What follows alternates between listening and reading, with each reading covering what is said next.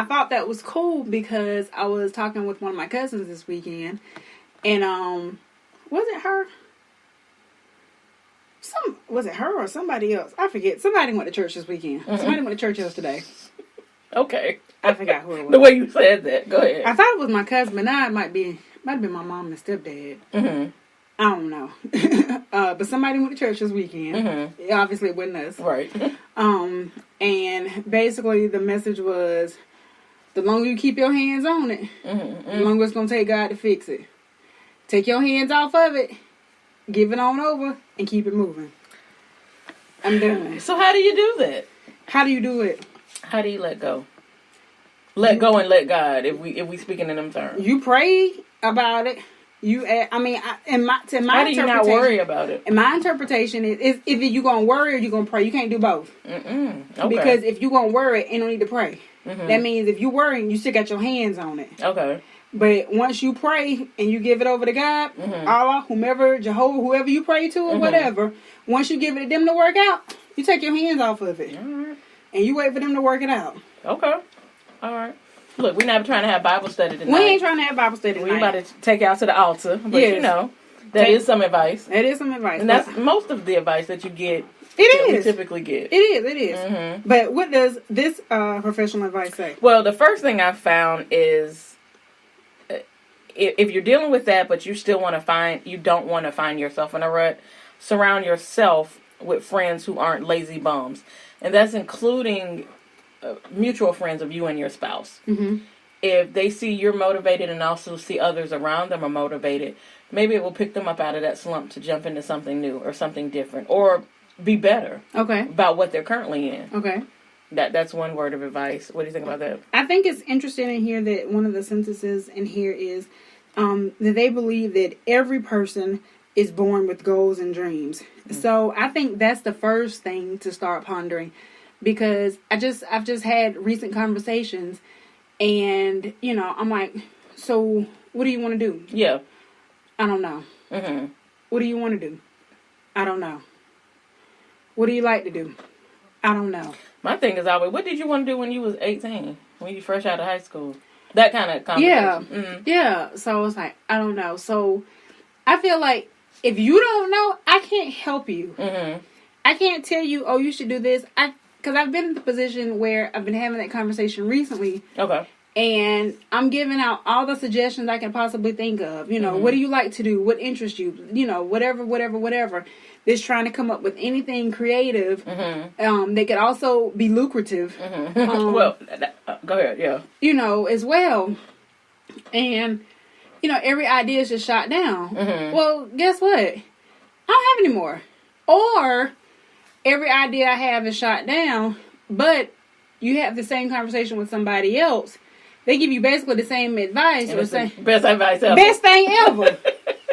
They speaking the gospel. And I'm just sitting here like, did we have that conversation? Is it deja vu? Like, I'm pretty sure I thought I had this conversation with you. That was me. I said that. But, all right, so. Yeah. Well, it's funny you say that because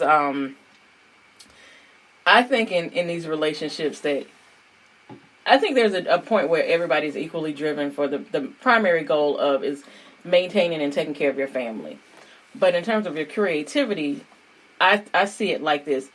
I don't ever see a point where two people can be at that point yet. Maybe my husband and I just have not reached it. But we each have been kind of at creative peaks at different times. So there's a time where I was in a lull, like, okay, I just got to go to work. I got to make this paycheck. I got to do what I got to do. I hate it. I hate these people. I never want to see these people again. But I got to do it. But he was thriving. He was... producer credits. Things like that were happening for him. And I'm like, all right, well, good. Well, let me go on to sleep because I got to get up. I got to go to work in the morning. You like, what you do? Right. And then there's a time when it shifts. And he was just like, this ain't for me. I can do this on my own. I want to do my own thing. Not to get too deep, but I shouldn't be doing this for somebody else. I can do this myself. We don't have the money to do this. We don't have the capital. God put money in the wrong people's hands. Like stuff like that. But I'm out here like, oh, I got 10 things going. I'm doing real estate. I'm doing this. I got this going in work. I just got a promotion.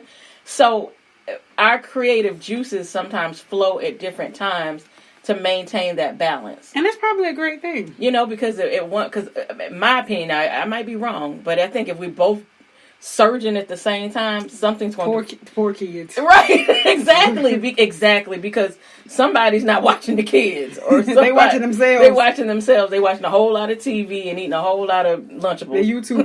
Right.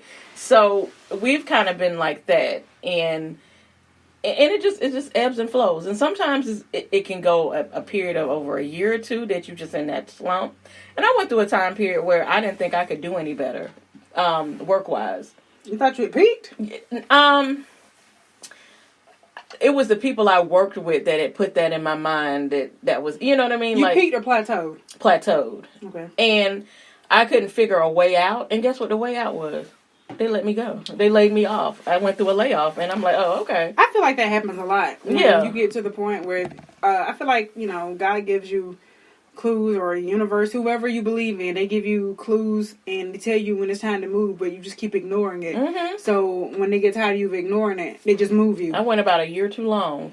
And he had to move you. Yep. Because you like, obviously... All right. He was like, you ain't going nowhere. So let me just do it for you. Yeah, you ain't gonna do nothing. Yeah. And I reset and, kind of got back to a place now where I was a little over 15 months ago, but I had to reset and I had to start again. But it allowed me to find confidence in myself again, to be like, oh, I'm good. For the record, this is too strong for me. Oh, yeah, I knew it would be. When I tasted it, I was like, ooh. You see my face? This is strong for 724. You see my face? You see my eyes? Oh, Lord, you got to drive home. All right, so worse than after work beer. Oh, Lord. Oh, no, see, I forgot about that part. See, I didn't have any. Oh, okay. See, I'm dry. Yeah, I didn't have any. And I'm home, too, so I guess that wasn't the best thing to No, this was... Yeah, you're doing the most. So the second recommendation is set attainable goals together and stick to them. Well, hold on. Go back. Yeah, go back. Let's go back for a second. Mm-hmm. Oh, about surrounding yourself. Okay. All right. So let's keep it 100, right? As somebody said last week, dig. With a shovel and dig, right? Mm-hmm. So, what? No, go ahead. They gave me a little liquor. Yes. So we finna dig. So, I remember we broke up in 2004. So, this is probably like 2000, I guess it was 2004. I honestly remember my husband now broke up with me back then. Because remember, he said that I was too driven and I was never satisfied. Okay. Yeah, I do. Right? I do remember that, yes. So, and then many, many moons later, we got back together. Mm-hmm. So, I still got that same drive. And he loved that you had Love it now, because whoever he had in between did not have it. So, came back, loves it. And the problem is not that he doesn't love that I have mine. He doesn't have his. Mm-hmm. Yeah. So that's created the friction, mm-hmm. So we're a little off balance, out of sync or whatever. Mm-hmm. But I don't really know how to stymie my creativity or stymie my motivation because, we talked on Saturday. Like I told you, I feel like, ever since I started keto in January, mm-hmm. I have mentally been feeling clearer than I felt in a long time. Mm-hmm. And so that's why I'm really fighting myself to get back to that point. Like, once you get through keto fall. Yeah, I got you. Mentally, I just feel like I'm just sharper than ever. And I feel like at this point, since I've entered my transition year. Sure. And I'm now in an office full of me's that are all much younger than me. A lot of them are a lot younger than me. Mm-hmm. I feel like I have to be firing on all cylinders. Yeah, and that's how I am. I've been like that professionally for a while, mm-hmm. because I've kind of worked with some of the best for a while. Mm-hmm. And so if you don't go in sharp every day, I feel every day, and I even got to the point where, I was telecommuting. I would hate that I was at home and there was a meeting going on in office because I felt like I wasn't getting the benefit of being seen or heard or something like that, because you have to keep that edge. Yes. Yeah.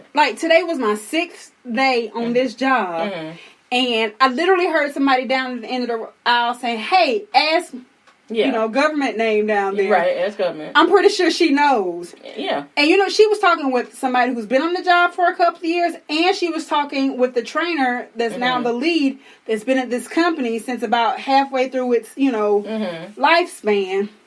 And, they were asking me, like, hey, from this perspective, how does this work? Right. That happened to me 2 days last week as well, when they were kind of like, I want to pick your brain for a second. I feel like you really do know this. Let me pick your brain about that. Right. So I feel like I do have to be on my P's and Q's. Yeah. So I feel just like I'm at a point now where I have to be mentally sharper than I've ever been, because I have, people 15 years younger than me trying to come in, and I have to basically, I guess, exhibit why I need this salary that's probably 10 or 15 more years more experience than what they're asking for. Yeah. And then I also, to keep the creativity going with this, to keep the innovation going forward, I still need to produce ideas at work, keep myself fresh and relevant. And then on top of that, I'm feeling like I'm having to get to a point where, in order to keep all of that going, I need to be physically at the top of my game, and I don't feel like I'm there now. Not that a few years ago I was Olympic athlete or anything like that, but I was about 30 pounds lighter than what I am now, and I just felt like my stamina was higher. Your energy. My energy was higher. I didn't have to work for it as much. So now when I'm in the gym, I'm like, man, I gotta work at this. Yeah, and you know what? Creativity in most jobs is the means to an end. We don't survive in that industry or even in that environment without being creative. You can't. There's no just, as they call it, dialing it in. You guys to be on point all the time. So it's not about suppressing your creativity to make sure that your mate feels more at ease. This is how we pay our bills. This is how we pay. And I feel like I want to tell him some days because, he's a truck driver by profession. So he's essentially elected a profession where he is secluded and cut off from everybody else. And sits down all day. Yeah. You just in the truck by yourself all day because that's what you've wanted to do. But at the same time, you out of sight, out of mind. You're not connecting. I mean, you're listening to a podcast or radio shows or whatever, having conversation and whatever, but you're not truly connecting with anyone at your organization. There's no networking. Yeah. So it kind of, I could see how it could possibly put you in a funk to where you're like, man, I feel disconnected. I feel out of place. So has there been conversations about changing professions? Yeah, there has been a conversation, but I mean, like we had the conversation last month. We have bills. Yeah, but sometimes other profession pays bills. Yeah, other professions do pay bills. If you train for it, you can go to where the money is. But if you're not trained in those other professions, you got to get some training in it so that you can start making money. So that's a conversation as well. Like, well, what if I made a career change? Okay, that's fine. What would you want to do? What is it going to take to get you there? And it's mostly school. Is that the first step? Always. Yeah, it's hard. It's hard. I don't know the best. I don't know the best thing, but if he has male friends in his life that are moving upward, then maybe that helps. Sure. Most men don't want to be left behind. They don't. But if y'all are all in about the same place. Oh, well.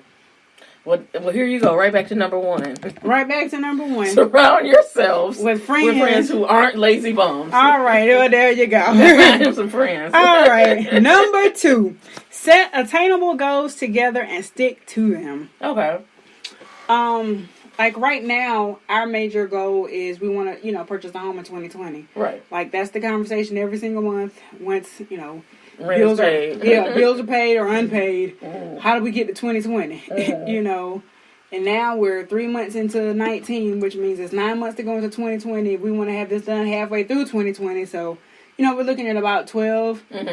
Really about 12 months left. But what about some creative goals, not just financial goals? What about something like that? Like, we want to do something. Have you ever thought about doing something together? Yes, but he don't know what he want to do. And so, like, we talked about a few different things, and it was kind of put on me. The onus was put on me to figure it all out.